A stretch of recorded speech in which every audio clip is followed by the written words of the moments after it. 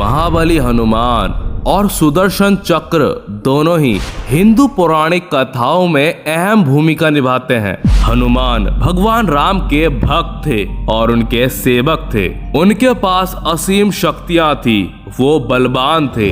वहीं अगर हम सुदर्शन चक्र की बात करें, वो अपने आप में एक महान अस्त्र था। उस अस्त्र के शक्ति के बारे में हम जितनी प्रशंसा करें उतनी कम है। हनुमान जी और श्री कृष्ण के अस्त्र सुदर्शन चक्र के बीच किस बात को लेकर युद्ध हुआ था और उसका परिणाम क्या हुआ? पौराणिक कथा के अनुसार एक समय सुदर्शन चक्र को अपनी शक्तियों पर बहुत ज्यादा अहंकार होने लगा। सुदर्शन चक्र मन ही मन यह सोचने लगा कि तीनों लोकों में उससे बड़ा शक्तिशाली कोई नहीं है।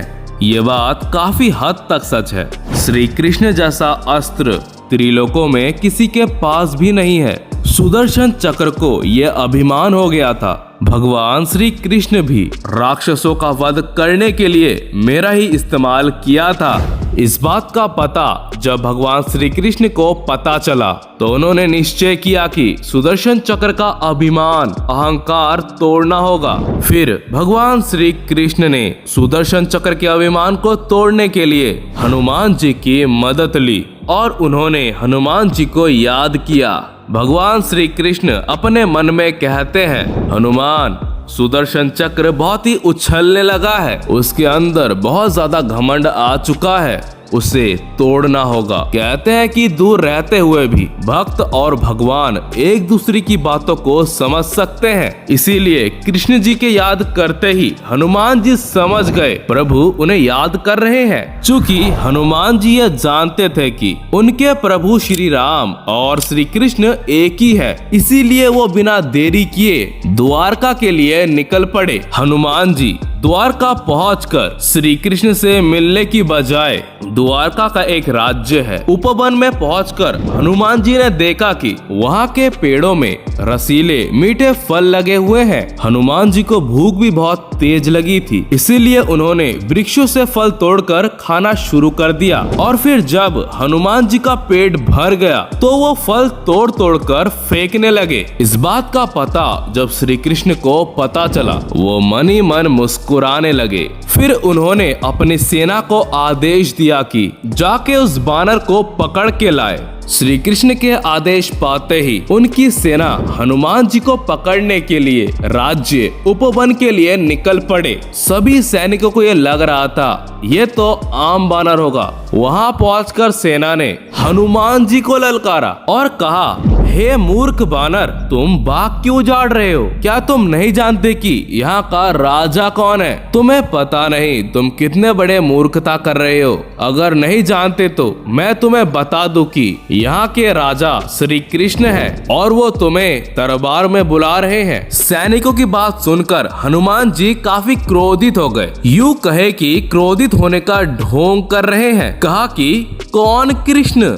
मैं किसी कृष्ण को नहीं जानता, मैं तो प्रभु श्री राम का सेवक हूँ। इसीलिए जाओ और अपने राजा श्री कृष्ण को कह दो कि मैं नहीं आऊंगा। ये सुनते ही सैनिक क्रोधित हो उठा और हनुमान जी से बोला कि अगर तुम अपने आप मेरे साथ नहीं चलोगे तो मैं तुम्हें जबरदस्ती पकड़ कर ले जाऊंगा। फिर जैसे ही श्री कृष्ण की सेना हनुमान जी को पकड़ने के लिए आगे बढ़ी, वैसे ही हनुमान जी सारे सैनिकों को पूंछ से लपेटकर राजमहल में फेंक दिया। ये देख सेनापति वहां से भाग गया और श्री कृष्ण को दरबार में आकर बताया कि वो कोई साधारण बानर नहीं है। फिर उसने श्री कृष्ण को सारी बातें बताई। उसके बाद श्री कृष्ण ने अपने सेनापति को कहा कि आप उस बानर को जाकर कहिए कि श्री राम आपको बुला रहे हैं। ये सुन सेनानायक हनुमान जी के पास चला गया। इधर श्री कृष्ण ने सुदर्शन चक्र को आदेश दिया कि तुम्हें द्वार की रखवाली करनी है। यहीं से शुरू होता है सुदर्शन चक्र का बुरा वक्त। उन्होंने सुदर्शन चक्र को कहा, इस बात का भी ध्यान रखना कोई भी बिना अनुमति के अंदर न आने पाए। अगर कोई बिना आज्ञा के अंदर आने का प्रयास करे तो उसका वध कर देना। ये सुन सुदर्शन चक्र द्वार की रखवाली करने लगा। श्री कृष्ण यह जानते थे कि श्री राम का संदेश सुनकर हनुमान जी एक पल भी रुक नहीं सकते हैं। उधर सेना नायक ने जब हनुमान जी से कहा कि श्री राम तुम्हें बुला रहे हैं, तो हनुमान जी बिना देरी किए द्वारका की तरफ निकल पड़े। और जब हनुमान जी द्वारका के द्वार पर पहुँचे तो सुदर्शन चक्र उन्हें रोकते हुए कहते हैं कि मेरे अनुमति के बगैर तुम अंदर पाँव नहीं रख सकते। लेकिन सुदर्शन चक्र यह बिल्कुल भी नहीं जानता था कि जब श्री राम बुला रहे हो तब हनुमान जी को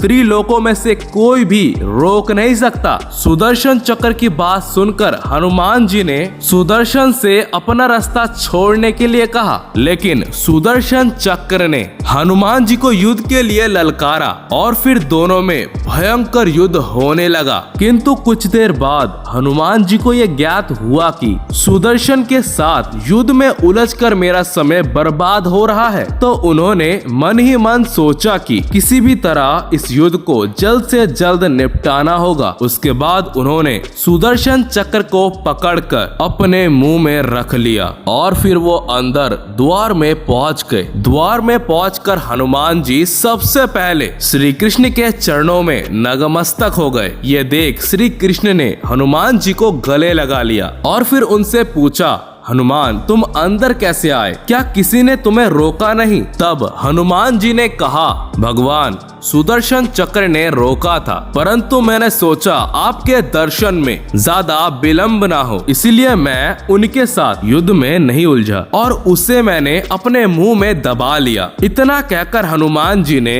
अपने मुंह से सुदर्शन चक्र को निकालकर श्री कृष्ण के चरणों में रख दिया। ये देख सुदर्शन चक्र का सिर शर्म से झुक गया और इस तरह उसका घमंड भी चूर हो गया। अगर आप जानना चाहते हैं अभी सुदर्शन चक्र कहाँ है, तो आपको वीडियो के एंड स्क्रीन पर मिल जाएगा। दोस्तों कैसा लगा आपको ये वीडियो कमेंट करके हमें जरूर बताएं और अब तक इस वीडियो के साथ बने रहने के लिए आप लोगों को दिल से धन्यवाद।